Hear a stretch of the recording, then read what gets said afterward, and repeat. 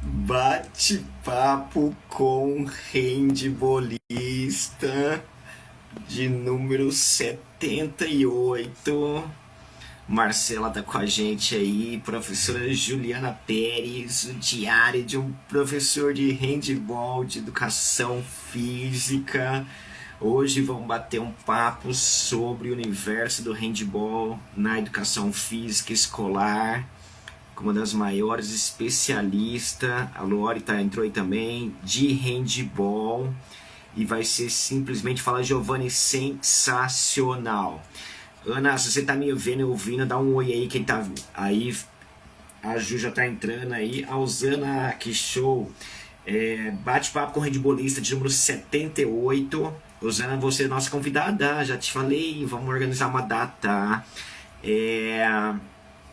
Professora Juliana, deixa eu já chamar ela aqui para estar participando com a gente, bate-papo com handbolista de número 78. Vamos falar sobre a gente aí, que demais. Oi.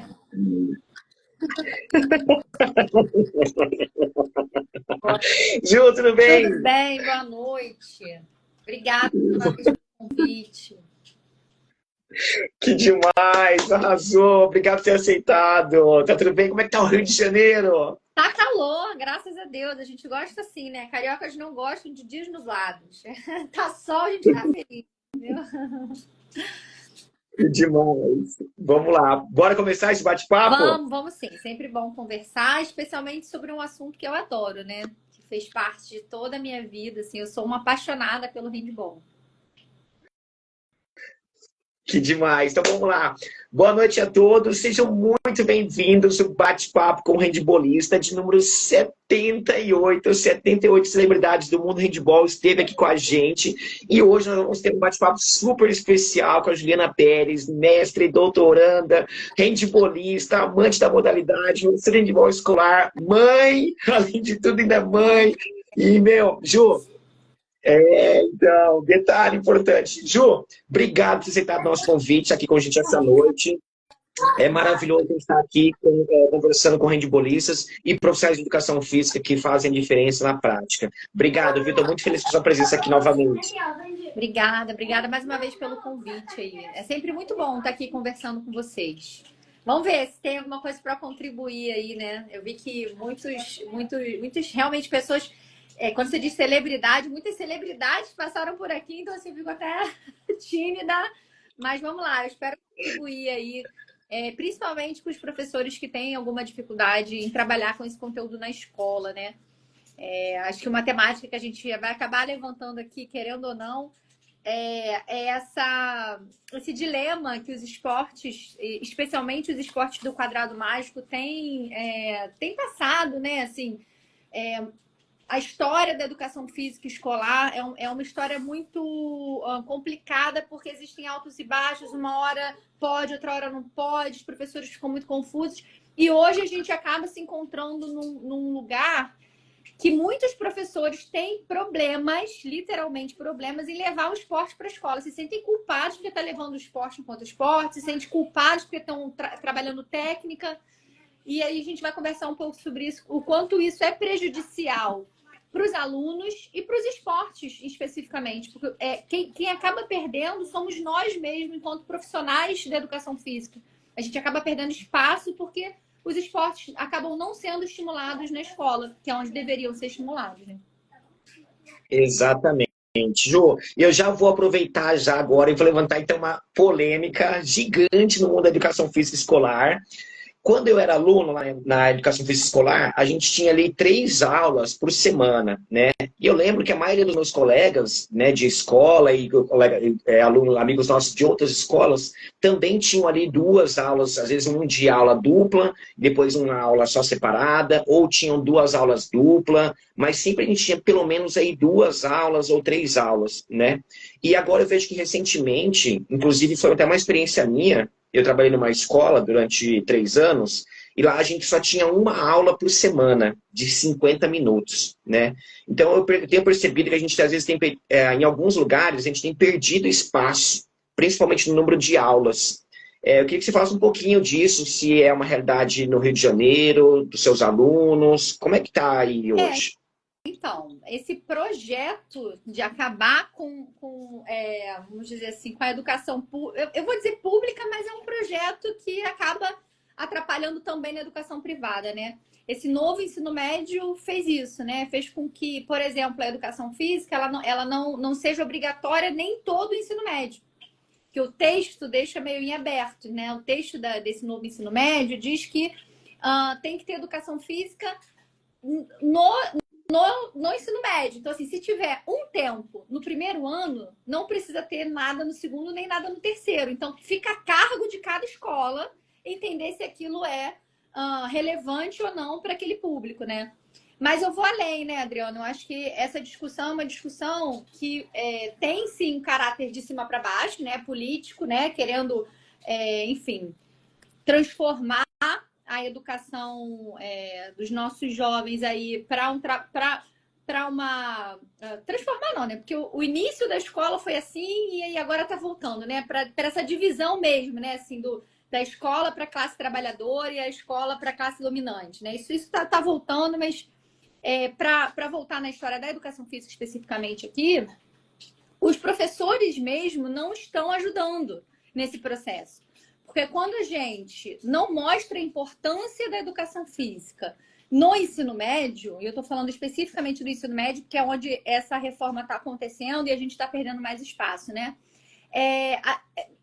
Essas escolas que têm essa possibilidade de não colocar a gente, não vai colocar, porque nem a gente sabe por que a gente está ali.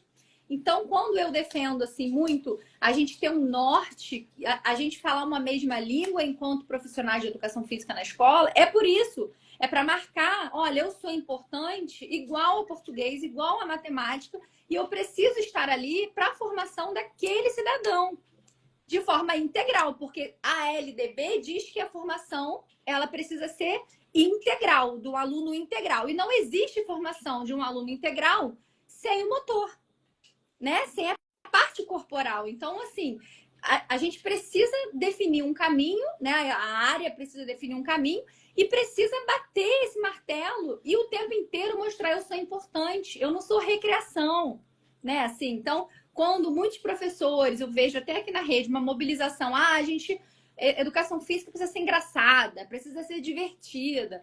Não, a educação física precisa ensinar. A educação física, ela não está ali para recrear. Recreação é uma coisa, educação física é outra. Isso precisa estar muito bem explícito, sabe, Adriano? Porque a gente perde espaço quando a gente mesmo se coloca num papel de recreador. Então, eu deixo isso muito claro. Eu não sou recreadora, eu sou professora de educação física. Então, se eu sou professora de educação física e elenco handball para trabalhar na escola, eu não posso só dar brincadeira. Eu não posso só dar queimado e dizer que aquilo é handball, porque aquilo não é handball. As pessoas utilizam os jogos pré-desportivos que têm uma intenção de um trabalho para um objetivo específico como o esporte. Então, se eu trabalhei queimado, eu trabalhei handball. Não, você não trabalhou handball. Se o seu aluno não sabe minimamente os fundamentos básicos, ele não sabe handball. Não sei se você concorda comigo, mas assim, isso para mim é muito claro, né? Não, faz total sentido, Ju. Eu acho que realmente com essas novas diretrizes aí, a gente acabou se perdendo um pouquinho no meio desse processo. E às vezes a gente não tem ali clareza, nós, profissionais de educação física, da real importância da nossa disciplina, né? Ali perante os outros, né? Eu sei que eu lembro que, tipo assim, quando juntava ali todo mundo do ensino médio, os professores, cara, a galera do português, a galera da matemática, cara, eles tinham ali um poder ali sobre o processo ali, que às vezes a gente não conseguia, né, tipo, deixar clara a importância nossa, né? Eu lembro que a gente fazia um evento lá, tipo, a Olimpíada nossa, que era uma semana, né? E para eles, aquele evento que a gente fazia de uma semana inteira da educação física, que era a Olimpíada, cara, para eles assim, era tipo assim, caralho, mas tem realmente necessidade de fazer um evento de uma semana, né? Assim como eles faziam também lá os eventos de a jornada do português, a jornada da matemática, a jornada da história, a gente também tinha nosso momento lá, né? E às vezes a gente não conseguia ali ter realmente arsenal ou fundamento para a gente realmente deixar clara a importância, né? Jô, eu sei que eu estou colocando isso também como responsabilidade nossa, pelo fato da nossa formação, né? Da gente sou professor universitário, e eu sei que a gente tem às vezes, muito pouco tempo ali para trabalhar um determinado conteúdo, né? Mas como que a gente pode fazer ali no nosso dia a dia, na prática, né, para a gente fortalecer ainda mais nosso trabalho como professor de educação física? Então, eu acho que para começar é você saber o que você está fazendo ali. Porque, por incrível que pareça, muitos professores não têm esse norte, né? Então, assim, se você pergunta qual é a importância da educação física na escola, o próprio professor fica confuso e não sabe o que responder. Então, se você não sabe qual é a importância do seu papel ali na escola, imagina o seu aluno, imagina o diretor, imagina os governantes, né? Então, assim, primeira coisa é o professor entender qual é o direcionamento do trabalho dele, né?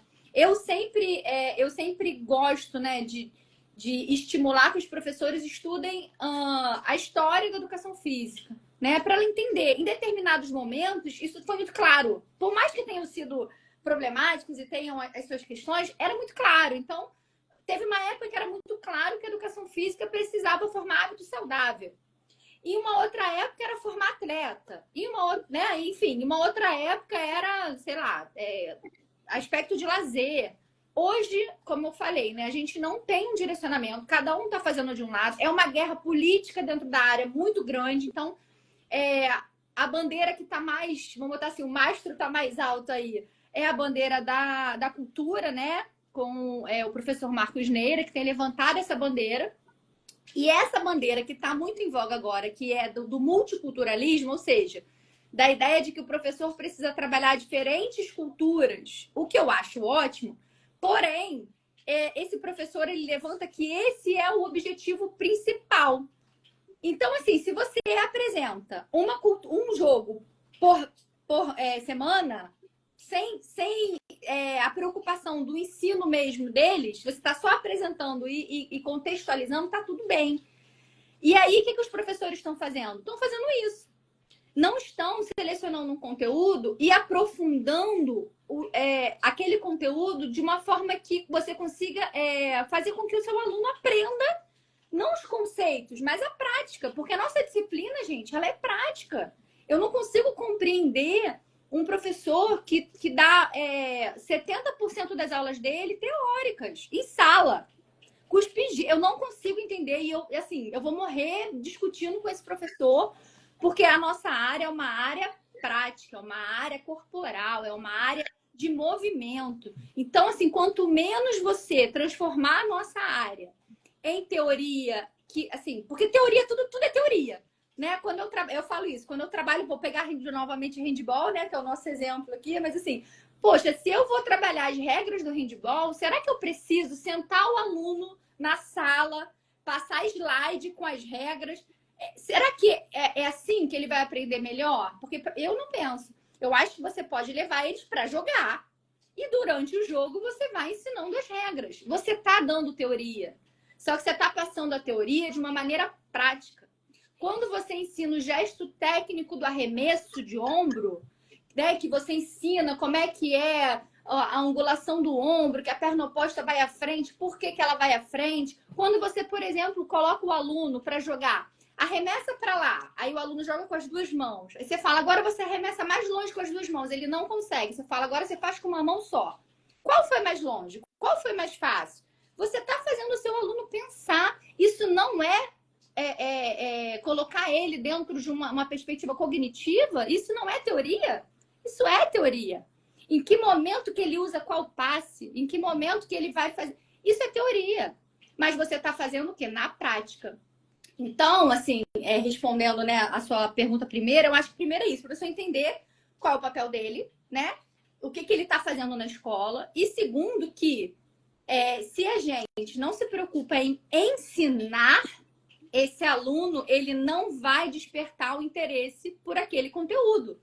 Porque se eu sempre falo isso, né? Assim, handball é clássico. O aluno vê no sexto, no sétimo, no oitavo. Ele chega no ensino nono. Chega no ensino médio, você vai pegar a turma, metade da turma não sabe driblar a bola. Metade da turma não sabe fazer passada trifásica. Metade da turma não sabe nem, o mínimo, assim, 6 zeros, que é matemática, nada. Então, como que você evolui? E aí você fica pensando, cara, mas como assim que ele chegou aqui sem saber driblar a bola? Como assim ele chegou sem saber fazer um passe? Se ele viu 4 anos de handball. É porque, na verdade, ele brincou de queimado 4 anos. Ele não viu o handball. Porque o professor não estava preocupado em ensinar o básico. Gente, eu não estou falando de formação de atleta. Estou falando em ensinar o básico. Para que minimamente o seu aluno seja capaz de jogar. Se tiver passando um vídeo de jogo aí, né? Na Olimpíada, né? Que a Olimpíada o povo lembra que existe handball, que existe, né, as regras, o povo lembra. Aí cobra, fala, um absurdo. O Brasil péssimo em tudo. Lá embaixo na tabela, claro, querido. Você está fazendo a sua parte lá na escola, lá embaixo. Você está fazendo assim, ó. Está ensinando o básico para aquele aluno gostar e procurar lá em outro lugar se especializar e virar atleta? Você está fazendo isso? Porque se você não estiver fazendo isso, depois você não pode reclamar quando vier a Olimpíada e o Brasil estiver lá embaixo na tabela, porque os professores de educação física escolar têm como responsabilidade mesmo, tá? Ao meu ver, estimular, eu não estou falando formar atleta, estou falando estimular a prática esportiva ou de atividades físicas para que esse aluno sinta-se à vontade, né, com vontade, sinta vontade de aprender mais e mais e mais. E aí ele vai procurar realmente clubes, né, escolinhas, para se aprofundar sobre aquele assunto. E quem sabe virar um atleta aí que pode colocar o Brasil lá em cima. Né? Então é isso, assim, a gente vê muito, eu fico muito chateada, porque eu vejo muito professor em época de Olimpíada, né, Pan-Americano e tal, criticando as seleções brasileiras, né, de diferentes esportes. E assim, não olha pro próprio trabalho, sabe? Que também não tá fazendo um bom trabalho no sentido de estimular esse aluno a querer virar um atleta, né? Entendi. Ô, Jô, eu vou aproveitar aqui, ó, o gancho que o Leôncio Garcia falou, que é uma situação que acontece bastante com a gente aqui. A gente recebe muitos alunos aqui, muitos handballistas, que ele não teve na educação física escolar dele o handball, pelo fato dele não ter ali um profissional de educação física. Ele conheceu a modalidade ali por fora, né? Tipo, pela paixão dele, que tinha ali um projeto social, alguma coisa. E aí depois ele volta para essa escola para trabalhar para criar um projeto ali. A gente tem vários casos aqui, né? E ele não teve essa vivência, né, na educação física escolar do handball em si. Como é que foi para você essa questão do handball na escola? Você teve? Como é que foi essa questão da transição da escola para a faculdade? Como é que foi a sua jornada? Para mim foi o contrário da dele, né? Eu estudei em uma escola militar que tinha um currículo bem esportivizante mesmo, até na ilha, no Colégio Brigadeiros do Tom Braga. Então eu era da equipe de handball da escola desde o 6º ano. E, enfim, e aí ali eu me apaixonei pelo handball mesmo. E dali eu consegui cavar, né? Na verdade, meu técnico cavou uma bolsa para eu fazer faculdade numa faculdade particular. Até o colega de turma tá aí, o Serginho. O Serginho é um nome aí, ele é o astro do handball. Não sei, né? Quem não conhece o Serginho? Mas o Serginho foi da minha sala até, e também jogava handball lá pela UCB.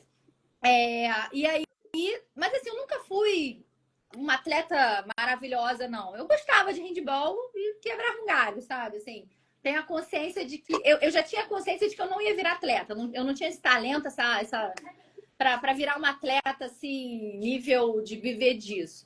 Mas eu posso dizer que o handball me abriu muitas portas, né? Então, assim, eu fiz uma universidade particular de forma gratuita, né? Gratuita não, eu tinha uma bolsa de 80%. E, assim, eu acho que o que eu aprendi com o handball, até postei hoje, né, no feed, eu aprendi muito mais do que um esporte, sabe? Assim, eu não vivo de handball, mas o handball me proporcionou mesmo, assim, muitos aprendizados no sentido, assim, de saber conviver, saber entender derrota como uma coisa assim, não ruim, mas aonde eu preciso melhorar, né? Então, trabalhar esses sentimentos de frustração, de tristeza, de derrota, né? Saber trabalhar em grupo, entender que a minha ação impacta na ação do outro. Então, essas questões todas, né? Eu acho que eu pude vivenciar a partir do esporte, a partir do handball, né? Para além disso, eu desenvolvi uma paixão pelo esporte que me fez até bem mais velha, assim, tá jogando, né? Assim, handball, então, como lazer mesmo, né? Então, eu levei para fora da escola. A partir daquilo ali, né? Eu desenvolvi um gosto por um esporte que eu fui procurar lugares onde eu podia aprender mais, né? E depois aquilo virou meu lazer. Eu, enquanto adulta, hoje, tem um joguinho de handball aí que não é tão simples achar, mas quando tem, eu vou lá e eu vou brincar, eu brinco com os meus alunos, né? Então, é isso. Quando eu digo que o esporte, ele tá além do que as pessoas têm visto dentro da, assim, é excludente, é tecnicista, é excludente. A gente precisa acabar um pouco também com essa visão, né? Porque eu vou dar um exemplo aqui. Todas as escolas que eu passei, todas, eu já passei por mais de 20, mas todas eu montei equipe de handball. Em todas. Nem que fosse para disputar campeonatos internos, que eu fazia um triangular, às vezes convidava 2 escolas, a gente fazia um triangular, então estava sempre. E teve uma em especial que me marcou muito, que eu trabalhava numa escola estadual lá em Caxias. E aí, Adriana, foi muito engraçado, porque eu não tinha tanta experiência assim ainda, e eu botei cartazes pela escola, né, falando assim, venham fazer o teste de handball e tal. E aí eu tinha um aluno, foi o primeiro aluno que eu tive com alguma deficiência, ele não tinha um braço. E ele veio fazer o teste para o handball. E eu falei, gente, como que eu vou trabalhar com este aluno que só tem um braço e ele veio para um teste, né, de um esporte que se joga com as mãos? E assim, eu fiquei meio assim, mas eu falei, cara, eu vou dar uma oportunidade para ele, né? Você sabe que o menino, ele conseguia adaptar, ele mesmo adaptar. Eu botei ele para ponta, né? Então, assim, porque acho que a questão maior dele ali era a defesa. Então, eu botei ele para ponta. Claro que ele era reserva, mas ele jogou. Ele foi para o campeonato de Caxias, né? Do município que eu trabalhava. Nós fomos vice-campeões e aquele menino saiu com uma medalha de vice-campeão no handball, sabe? Assim, a mãe dele chorou horrores e ela veio falar comigo: nossa, professora, você não sabe o bem que você fez pro meu filho, porque ele tá se sentindo tão empoderado, ele tá se sentindo tão... Quer dizer, o handball fez isso para esse garoto. Porque eu não tirei a oportunidade dele, eu não olhei para ele a partir da deficiência dele, sabe? Assim, em primeiro momento eu fiquei um pouco nervosa. Mas eu fui dando a oportunidade dele me mostrar os caminhos de como trabalhar um handball, apesar da deficiência dele, né? Então, assim, onde ele era mais potente, eu colocava ele tinha um bom arremesso, Então, assim, no ataque, às vezes eu botava ele para atacar e na defesa eu tirava ele, entrava outro. Então, a gente ia se organizando, né? Então, assim, o esporte, ele é potência também para a inclusão. Quando a gente fala que esporte é excludente, cara, meu ouvido sangra. Quando eu escuto isso, meu ouvido sangra. Porque lá atrás, quando a gente teve uma fase da educação física escolar chamada, né, tecnicismo, sim, aquela era uma época que era dito claramente que quem não se adapta é excluído. Mas isso não é uma realidade do esporte. Você pode tornar o esporte inclusivo. E mais, não é mudando regra do esporte que ele se torna inclusivo. É você ensinando quem não sabe a jogar. Porque quando os mais habilidosos se destacam e os menos habilidosos se sentem excluídos, não é você abaixar esse nível. É você fazer os menos habilidosos alcançarem os mais habilidosos. E como? Ensinando. Se o cara não sabe, você ensina. Aí sim você vai estar incluindo. Agora, dizer que você modificou uma regra...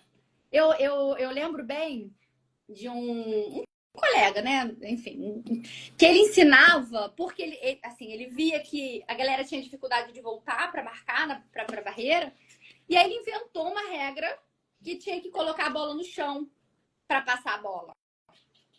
E os alunos, só que ele não falou que aquilo era uma adaptação da cabeça dele. Aí, quando eu peguei, né, os alunos que eram dele vieram para mim, e eu fui fazer aquela avaliação diagnóstica do primeiro dia e eu tô vendo eles botarem a bola no chão. que era pra dar tempo da barreira voltar, sabe? Eu falei, gente, mas de onde vocês tiraram isso? Ué, o handball é assim. Eu falei, não, o handball não é assim. Não, professor, o handball é assim, sim. Eu falei, gente, não é. Calma aí, que eu não tô entendendo. Foi tão louco, né? Que Eles nem... tiram a bola. Calma, que Imagina, deu um nó você agora. recebe o passe e você não pode passar a bola. Você tem que botar a bola no chão antes de passar. Tem que tocar a bola no chão antes de passar. Mas todo mundo? Todo mundo! Sim. É isso, você acaba com a velocidade do jogo, porque a ideia dele era, eu vou acabar com a velocidade para dar tempo da defesa voltar. Só que você destrói o ataque. Nossa. Mas o pior, agora entendi. Para mim o que foi pior é que ele não disse para eles que isso era uma adaptação. Então, para eles, aquilo era a regra do esporte. Olha só. Imagina esse aluno assistindo um jogo de handball. Ele vai falar, não, o jogo de handball não é assim. Ou seja, nem apreciar o jogo o cara ia conseguir, porque ele não ia entender nada da regra. Então, quando a gente adapta qualquer tipo de regra, o aluno precisa saber que você está adaptando, gente, que a regra não é assim. Quando eu vou ensinar o rugby e eu não deixo meu aluno jogar o outro no chão, eu explico, eu falo, olha, no rugby a gente derruba, mas aqui a gente não pode derrubar, porque senão vai se machucar, que não é gramado. Aqui é quadra, vai todo mundo se ralar. Por isso, nós vamos fazer uma adaptação. Mas eles sabem que a regra do jogo é derrubar. Entende? Uhum. Então, essas adaptações que o povo inventa para dizer que é inclusivo, que agora é isso, né? Tudo você tem que inventar e tornar mais fácil. Não, gente, incluir não é tornar mais fácil. Esquece isso. Incluir é você conseguir fazer com que os menos habilidosos consigam jogar. E como é que você faz isso? Ensinando. Não tem outro jeito. Você vai ter que aprender para ensinar. Exatamente. Eu vou dar até um exemplo que essa semana a gente organizou algumas aulas para a galera do ensino médio e a gente queria trabalhar essa questão da transição defensiva, né? Para que eles voltassem mais rapidamente a esse mesmo caso aí. Só que a gente coloca algumas regras adaptadas no sentido de, por exemplo, você depois que perdeu a posse de bola, você tem 3 segundos para voltar ali para a metade da quadra. 3 segundos, sei lá, para voltar para a linha dos 9 metros, né? Mas aí a gente deixa muito claro para eles, nosso objetivo aqui é trabalhar o retorno para a defesa de uma forma mais rápida. Porque se você voltar devagarzinho, o seu companheiro, o seu colega, ele vai passar para você muito rápido e ele vai conseguir fazer o arremesso. E a gente tem que voltar para defender. E aí a gente coloca essas regrinhas de ação. Né? Então, acho que foi muito legal esse exemplo que tu deu aí, que eu tentei entender a lógica do porquê que ele colocou essa regra, mas essa regra, tipo, acho que ela foge muito do contexto ali do jogo, né? Muito, atrapalha completamente esse retorno. Eu lembro que eu, enquanto aluna também, né, assim, porque, como eu falei, lá na escola a gente tinha essa pegada, mas tinha alguns professores que também criavam essas regras, né? E aí eu ficava muito frustrada, enquanto aluna, vamos dizer assim, que já tinha uma habilidade um pouquinho maior, porque eu era da equipe e treinava, né? Então, quando eu jogava com os meus colegas de sala, eu ficava muito frustrada. Para mim, era uma aula muito chata, porque toda vez que a gente pegava a bola e ia pro ataque, ele apitava para parar, chamava a barreira e depois reapitava. Ou seja, no meio do contra-ataque, eu era obrigada a parar e esperar os colegas. Isso, para mim, era frustrante. Então, toda vez que eu falo sobre inclusão, né, que é a palavra da moda, a gente precisa pensar que incluir é incluir a todos, não só os menos habilidosos. Por incrível que pareça, posso tomar pedrada, agora você como é que fala? Cancelada. Mas é verdade, porque quando você escolhe um grupo, seja os mais habilidosos, seja os menos habilidosos, você está excluindo alguém. Se você está escolhendo um grupo para dar aula, você está excluindo o outro grupo, ponto. Porque é quase impossível você ter uma turma que seja homogênea. Que todo mundo saiba exatamente o mesmo nível de habilidade, que sabe a mesma coisa. É impossível. Então, você sempre vai ter na tua turma níveis de habilidade diferentes. Se eu escolho fazer uma aula para um nível só, seja ele o mais alto ou o mais baixo, eu estou excluindo. não é uma aula inclusiva. Quando eu modifico as regras para fazer com que se fique fácil demais para os que não sabem, eu não estou incluindo a ninguém. Nem esse cara que não sabe, porque ele não está saindo do lugar, ele não está aprendendo nada. E muito menos o cara que já sabe e fala assim, que saco, isso eu já sei, isso está muito chato. Tua aula fica chata, sua aula fica sem sentido, você não está ensinando nada para ninguém. Então não faz sentido nenhum. Eu sempre falo que assim, aí você fala, mas tá, mas como é que eu faço então?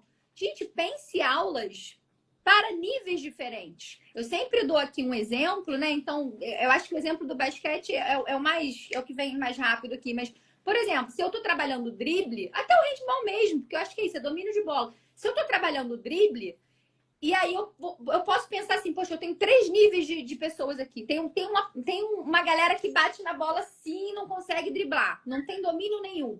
Então eu vou fazer uma estação com a mão dominante. Vai e volta com a mão dominante. Ponto. Eu já tenho um outro nível que consegue, mas fica meio... Eu vou fazer insinuosa. Então o segundo nível é insinuosa.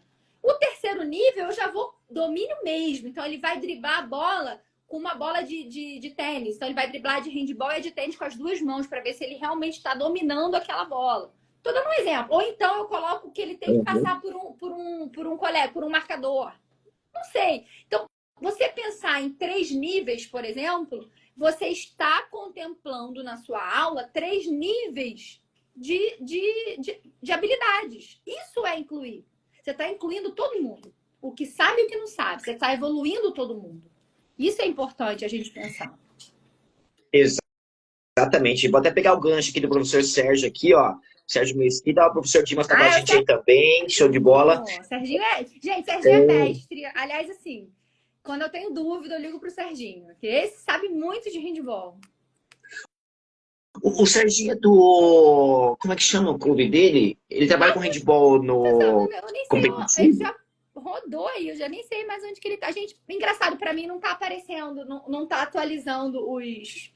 Eu não consigo ver as mensagens. Pra mim tá demorando um pouquinho. Ô, Ju, eu vou pegar o gancho do Serginho, então, vou falar uma questão que vai corroborar com a sua fala. É que essa questão, por exemplo, do planejamento, né? Eu lembro quando a gente se reunia lá no começo do ano, a gente tinha do SESC, é verdade. É do SESC, professor Serginho do SESC, a gente já se encontrou em um monte de campeonato brasileiro da vida aí. Que demais. Show de bola, professor. Grande abraço.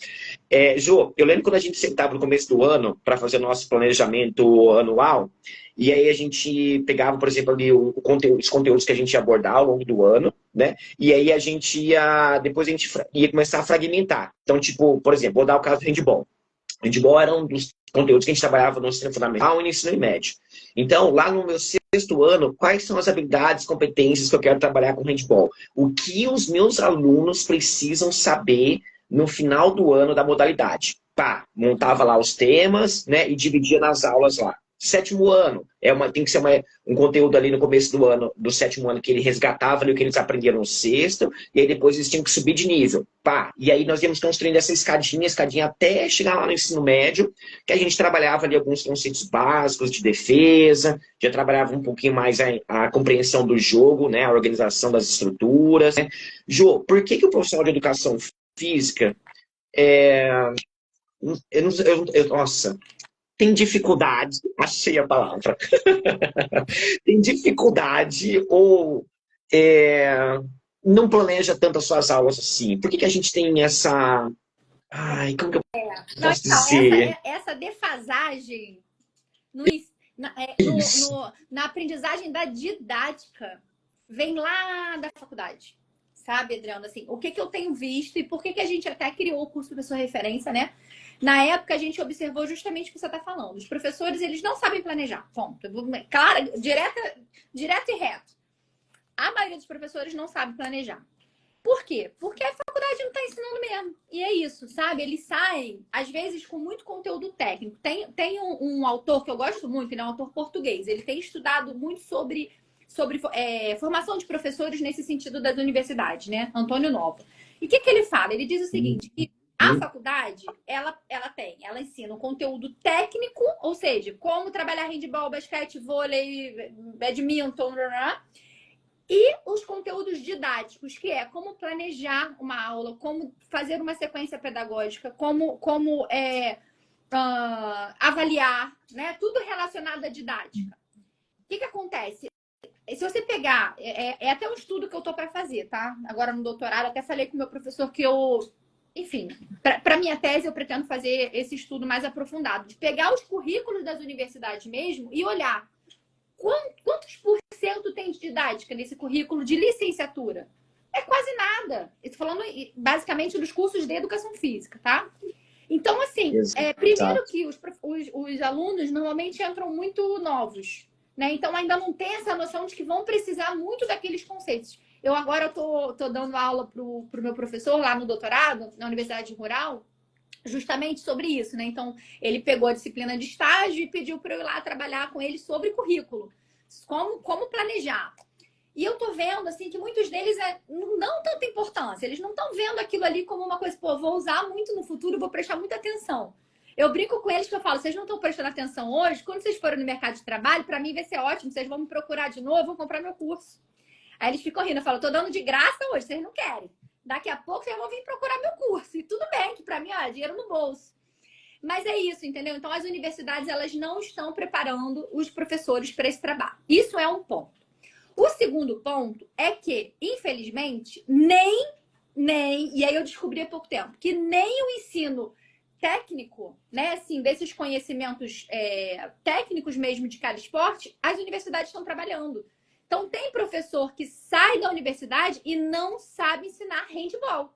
Para além de não saber planejar, ele também não sabe ensinar o handball. Ele não teve essa cadeira, porque agora algumas universidades estão fazendo a loucura de falar assim, esportes com bola, esportes de quadra, esportes... Aí junta tudo como se desse para, em 6 meses, ensinar o cara a dar aula de tudo. Não dá. É impossível. E aí, se esse cara não teve handball na escola de maneira adequada, piorou. Quer dizer, ele não teve na escola, não teve na universidade, como que ele vai ensinar handball, Adriano? Não tem como. Não dá, o cara fica enlouquecido. Aí, o que ele vai fazer? Queimado. Vou dar queimado, tô dando handball queimado.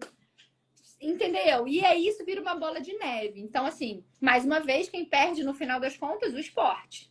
Que não vai ter daqui a pouco ninguém mais, nenhum atleta, porque ninguém vai conhecer handball. Então, assim, é um problema sério. E aí, sobre a sequência pedagógica, eu não sei se você quer falar, depois eu falo da sequência pedagógica.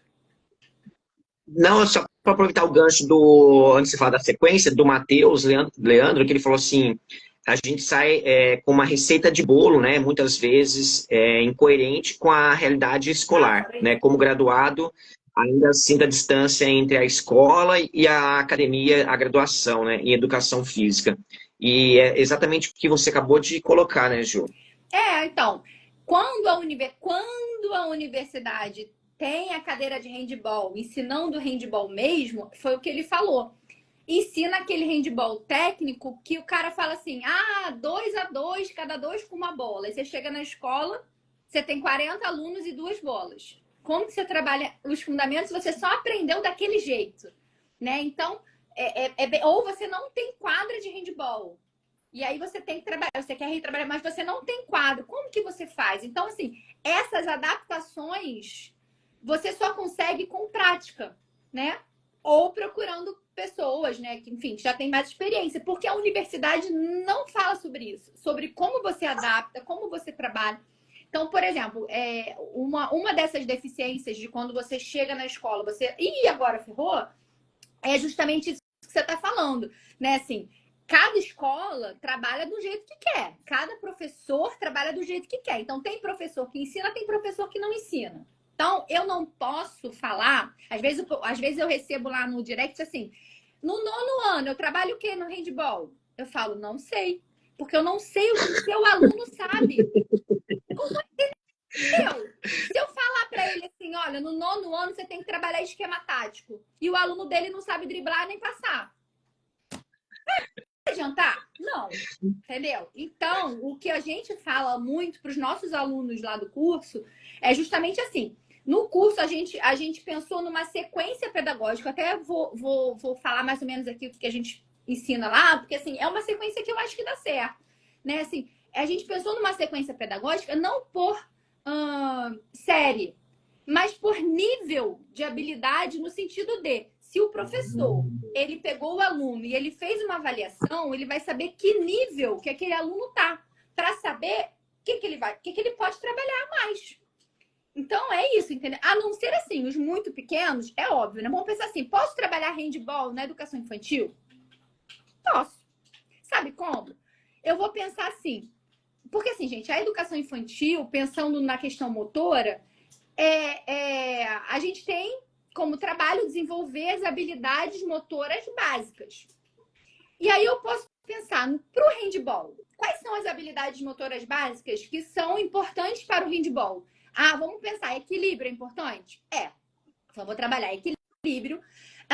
Manipulação de bola com as mãos é importante? É. Então, eu vou trabalhar drible, vou trabalhar arremesso, de jogar mesmo. Aí não é especializado, não é um movimento gesto técnico. Mas o aluninho tá ali arremessando a bola, ele tá quicando a bola. Ah, mas tá com as duas mãos, tudo bem, não tem problema. Nesse momento é para ele ir desenvolvendo as habilidades motoras básicas, né?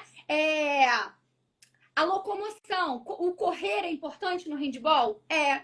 O pular é importante no handball? É. Então, eu vou pensar no handball, o que é importante das habilidades motoras básicas? E eu vou trabalhar lá na educação infantil. Eu estou trabalhando handball na educação infantil. Entendeu? Ponto. Aí, vamos lá. Aí, subi um pouquinho. Tô lá no primeiro aninho, ensino fundamental 1 ali. Posso trabalhar handball? Posso. Eu já começo a especializar um pouquinho mais. Então, aquele arremesso que era com as duas mãos, que era de qualquer jeito, agora eu vou falar, olha, agora eu quero com uma mão só, gente. Pega uma bolinha pequena, ó, vamos começar a trabalhar empunhadura. Bolinha pequena, empunhadura, né? Então, assim, o arremesso com uma mão só, ainda sem o gesto técnico, mas que ele consiga acertar um alvo, que ele consiga acertar no gol. Já dá para você começar a inserir ali um queimado. Aí sim o queimado faz sentido, porque eu tô querendo trabalhar o arremesso, sabe? E aí você vai trabalhando ali. Inclusive tem até a cartilha, né, do mini handball, que eu acho o máximo, que ele segue mais ou menos essa lógica, né? E aí ele vai trazendo até assim, como é que você trabalha em estafetas e em jogos, essa noção.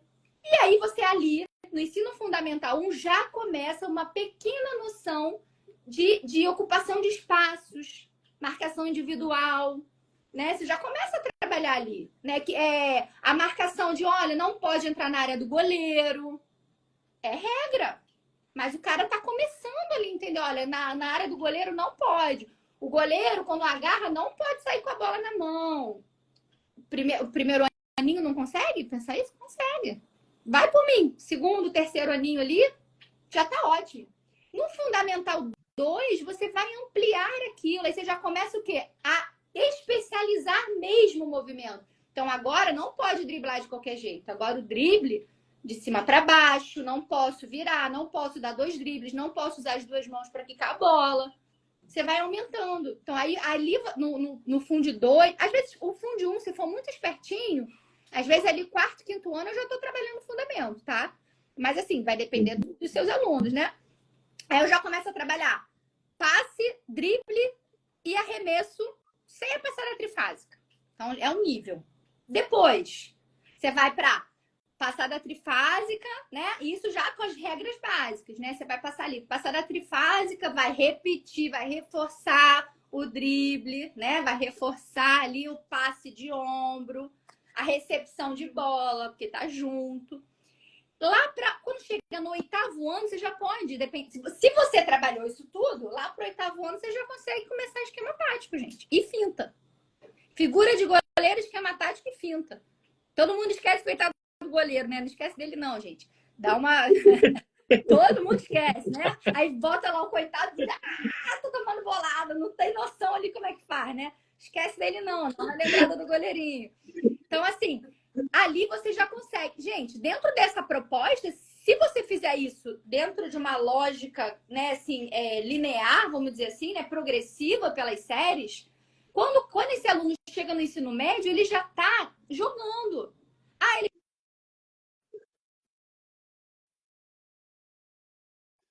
pode sim começar a ampliar para esquemas táticos mais elaborados, porque Na escola, normalmente, eu levo só o 6-0 e 5-1. Mas, de repente, o cara já chegou nesse nível, você já começa a promover campeonatos, você já começa... Por exemplo, eu já entro com uma variação no ensino médio, quando os meus alunos já chegam sabendo legal, eu já entro com handbeat, eu trago uma outra proposta, uma outra roupagem. Então, eu já apresento um outro esporte que tem os fundamentos básicos muito parecidos, né? Então, e a gente vai. Então, entende que é uma progressão, mas sem o aluno conseguir agarrar a bola e passar, eu nunca vou chegar aqui. Senão, eu vou chegar no ensino médio ensinando passe e recepção. Entendeu? Porque o cara lá na educação infantil não aprendeu a receber a bolinha e a passar a bolinha. Aí eu vou ter que ensinar o que é da educação infantil lá no ensino médio. Entendeu? Então, é uma progressão. Mas a dificuldade, Adriano, então, só te respondendo, ela tá em não saber trabalhar o handball, porque muitas vezes não foi ensinado na faculdade, e não saber planejar. Às vezes o cara teve os conhecimentos sobre handball, mas não sabe planejar. E aí, porque não sabe planejar, não sabe adaptar. Porque quem sabe planejar, adapta. E, às vezes, até sabe, mas não teve conhecimento técnico. Então, assim, tá descompassado, né? Então, por exemplo, nesse caso de, não tenho bola. Sempre fala, não tenho bola, só tenho uma bola de handball. Aí eu pergunto assim, mas você tem outras bolas? Eu tenho umas bolas de borracha, eu tenho algumas de vôlei. Eu falo, então, olha só, pensa comigo. Se você quer trabalhar o drible. Você não pode usar qualquer bola que dribla? Ou tem que ser de handball? Qualquer bola que dribla, se é uma bola de basquete, de vôlei, que seja de futebol de campo, não interessa. É o drible, então beleza. Eu quero trabalhar em empunhadura. Qualquer bola que encaixe na mão, você vai trabalhar em empunhadura. Entendeu? Arremesso, qualquer bola que encaixe na mão, porque o importante é você trabalhar o quê? O gesto técnico. A lógica da passada e do arremesso, eu posso fazer com qualquer bola. Não precisa ser quadra de handball especificamente. Então, isso é o quê? Uma adaptação do que você está trabalhando. Mas eu não tenho quadra. Você tem que espaço? Você tem um espaço onde eles possam treinar os fundamentos sem jogo? Então, você pode treinar ali. E um dia você arruma uma quadra, você marca para que eles vão lá para jogar. Uma quadra fora da escola, uma quadra alugada, não sei, uma quadra externa. Né? Então, a adaptação, ela vai muito em função do que você quer trabalhar. Qual é o objetivo daquela aula? É trabalhar que fundamento? Aí você pensa, quais materiais eu posso usar? Então, dá para adaptar, né? Essa lógica de que eu só tenho uma bola, então eu não vou trabalhar fundamento? Para mim, não cola. Eu lembrei agora de uma professora que eu tinha, a professora Ângela, que lá na escola onde a gente estudou, aproveitando o gancho, o Wagner colocou aqui, estou olhando aqui, a professora top, parabenizou a Ju, eu estou pegando alguns bizu. Bizu é alguma gíria do Rio, ou Ju? Não vi. Bizu? Tipo dica, tá dando um bizu, tá dando uma dica.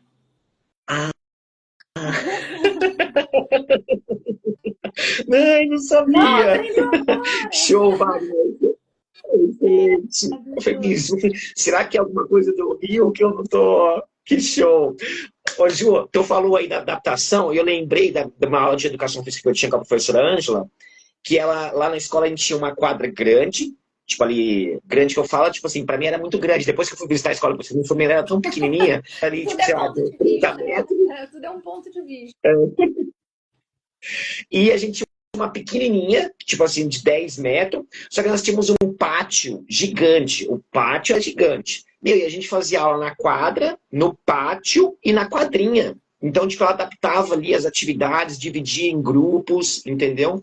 Então, isso aí é só realmente uma questão da gente entender a lógica do nosso planejamento em cima de uma avaliação, né? Que é um tema até que você falou com a gente aqui no nosso workshop que a gente teve, que vocês trabalham muito lá na curso de vocês, da professor referência, que quem, por sinal, ainda não foi lá ver lá a promoção que a gente está fazendo do curso do professor referência, vai lá no link da bio dela agora e aproveita essa oportunidade. Ju, no curso do professor referência, vocês trabalham muito essa questão dessa avaliação diagnóstica, né? Essa primeira avaliação ali, tipo, quando você conhece uma turma, recebeu uma turma nova, alunos novos. Eu queria que você falasse um pouquinho mais dessa avaliação que você ensina, para a galera entender da importância de você ter ali uma avaliação, ter dados ali sobre esses alunos que vão se recebendo lá. Principalmente aqueles alunos que só trabalham no ensino médio, ou aqueles que só trabalham no Fundamental 2 e recebe alunos, às vezes, de outras escolas, né? Que às vezes tem escola que ele é só fundamental, então vem uma galera para ir lá na quinta série, sexto ano, que não teve ali o trabalho de base com ele, né? Então eu queria que você falasse um pouquinho da importância dessa avaliação diagnóstica. Então, a avaliação diagnóstica, ela deveria ser feita por todos. E a gente está falando da educação física, mas ela é para todos. Então, o professor de português que vai ensinar literatura, se ele não sabe, se o aluno sabe interpretar o que está lendo, não adianta ele pegar um Machado de Assis e apresentar. Entendeu? Ou vou além, o cara às vezes não sabe ler. Ele é analfabeto. Ela vai entregar um livro na mão dele? Não vai. Não interessa se o cara está no 9º ano. Então, a avaliação diagnóstica, ela faz parte do processo educativo, né? A gente sempre fala, a avaliação diagnóstica, ela é o primeiro passo. Você avalia, a partir da avaliação, você entende o que o seu aluno já sabe, o que ele não sabe daquele conteúdo. Aí você, a partir disso, seleciona o que você quer ensinar, quais são os seus objetivos. E a partir do objetivo, você seleciona as atividades. Que atividades vão fazer o meu aluno aprender aquilo que ele não sabe ainda? Porque se você não faz, Adriano, a avaliação diagnóstica, corre o risco não, porque é o que acontece. Vou ser clara aqui. O que acontece? Todo ano aquele aluno vê a mesma coisa. O aluno não aguenta mais. O professor todo ano dá passe, drible, arremesso, passe, drible, arremesso, passe, drible da mesma maneira, sem evoluir nada. São os mesmos exercícios dados da mesma maneira, com o mesmo objetivo. O aluno, quando chega no 9º ano, você fala que é handball, ele fala assim, Deus me livre, eu não quero, é horrível, eu odeio handball. Pô, eu ia odiar também. Não é? Você tá vendo exatamente a mesma aula há 4 anos, você fala, cara, eu odeio handball. E o menino tem razão, entendeu? E aí o professor fica, tem que fazer. Aí pra piorar, né? Tem que fazer, vale nota. E pronto, virou castigo. Handball virou castigo. Entendeu? Então, o trabalho que o professor tem feito é um trabalho errado. Por quê? Porque não começa do básico. Eu não tenho que ensinar o meu aluno o que ele já sabe, porque isso não é ensinar. Isso não é ensinar. Ensinar é evoluir. Se eu já sei isso, eu penso, então, de que maneira eu vou aumentar aquele aprendizado. Isso é ensinar. Então, a avaliação diagnóstica, ela precisa ser pensada para qualquer conteúdo em qualquer disciplina. Não só na educação física, mas também na educação física. Bom, entendendo isso, você fala, mas como é que eu faço para fazer uma avaliação diagnóstica? Você pode fazer de diversas formas. Eu gosto de todo o meu planejamento de curso, né? Que assim, vou trabalhar a unidade handball. Eu tenho 10 aulas. Estou dando um exemplo aqui, tenho 10 aulas. A minha primeira aula é sempre avaliativa. Sempre. E aí eu deixo eles jogarem. Eu falo assim, aí primeiro eu pergunto, e aí, quem já viu handball? Quem não viu handball? Às vezes o cara ali, na mesma hora, já fala, nem sei o que é, não vi. Na minha escola só dava queimado e futebol. Né? Aí eu falo, opa, aí eu já anoto, fulano nunca viu. Eu pego meu diáriozinho de campo e eu anoto, fulano não viu. Então esse aqui já tá no grupo que nunca viu, que não sabe nada.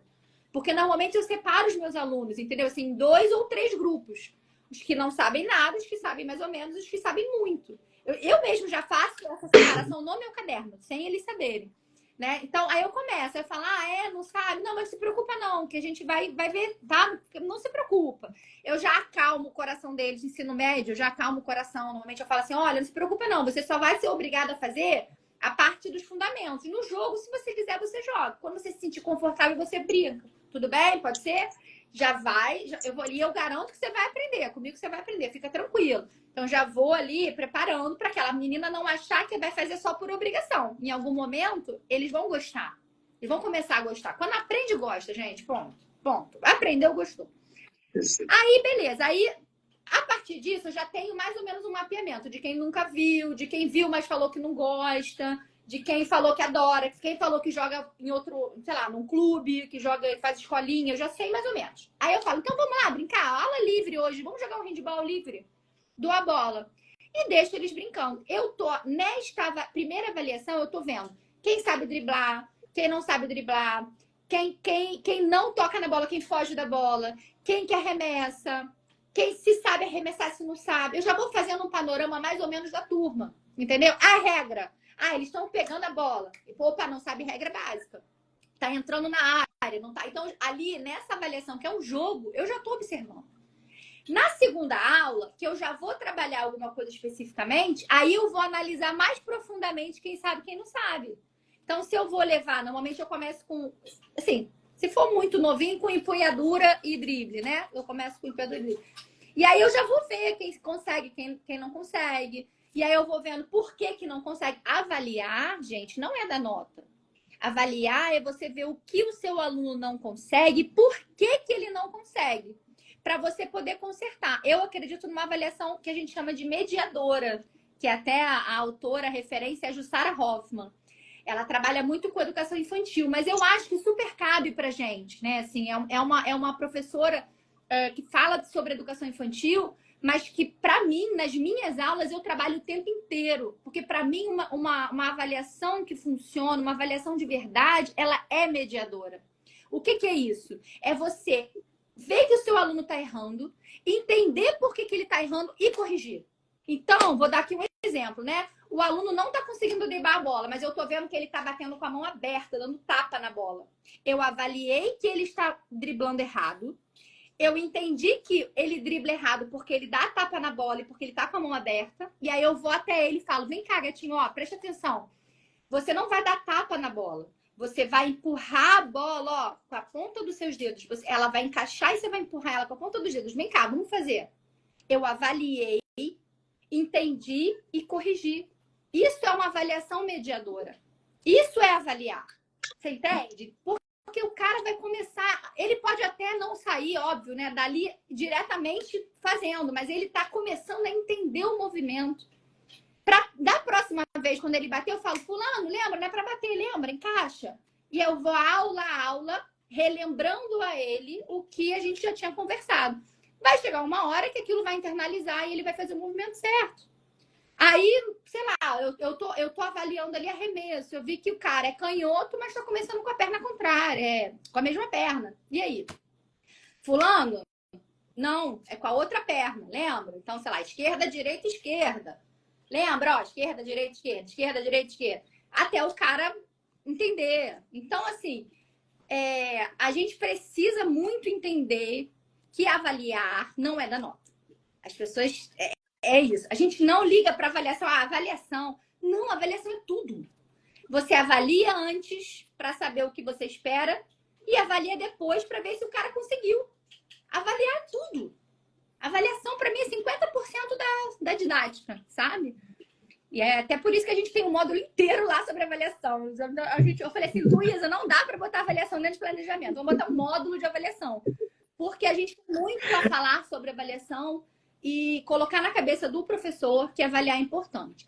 Mas então, tem essa forma de avaliar, que é como eu avalio, mas a Luísa aprendeu uma forma de avaliar lá em Portugal que é muito específica. Assim, lá eles demoram quase um mês fazendo avaliação diagnóstica.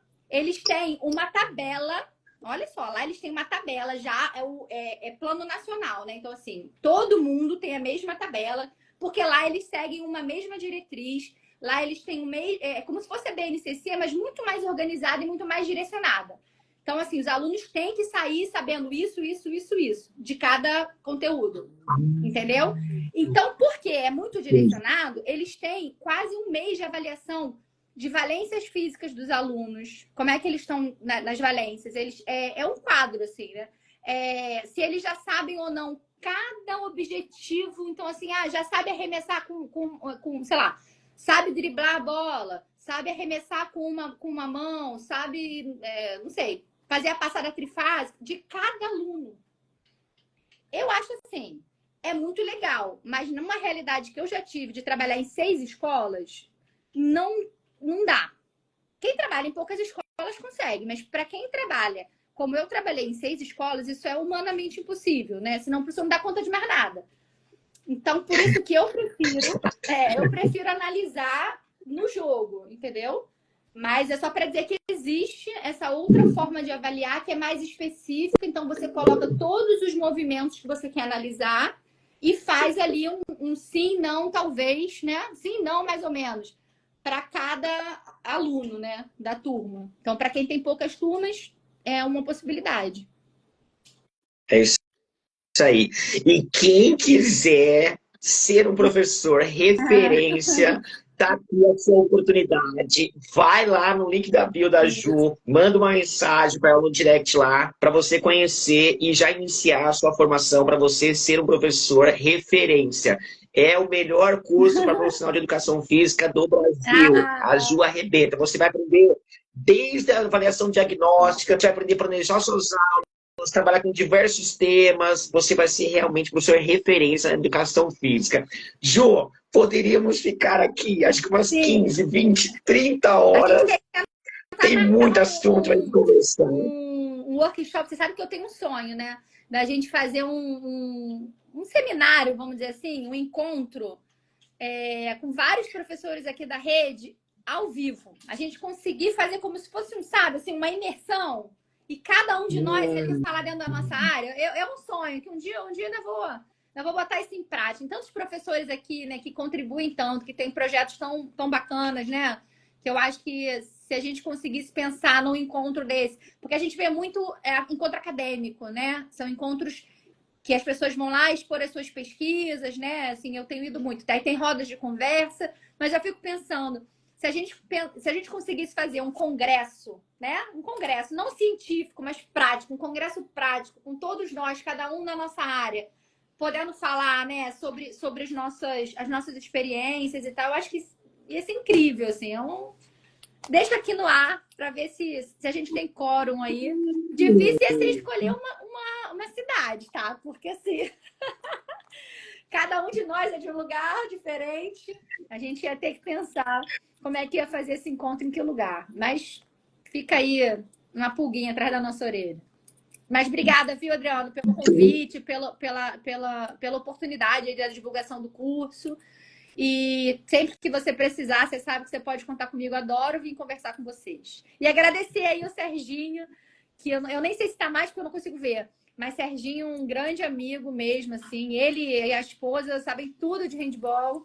E toda vez que eu tenho alguma dificuldade, eu lembro sempre dele. Eu falo, vou perguntar pro Serginho. É handball, eu vou perguntar pro Serginho.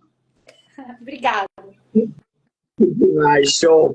Parabéns a todo mundo que ficou com a gente aí, ó. Matheus, Serginho, uma galera escreveu uma mensagem aqui parabenizando a Ju, falando que é fã também. Show de bola.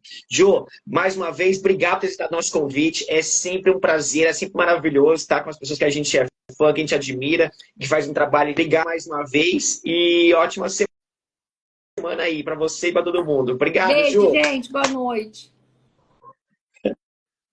Valeu, gente. Obrigado. Tchau, Ju. Valeu.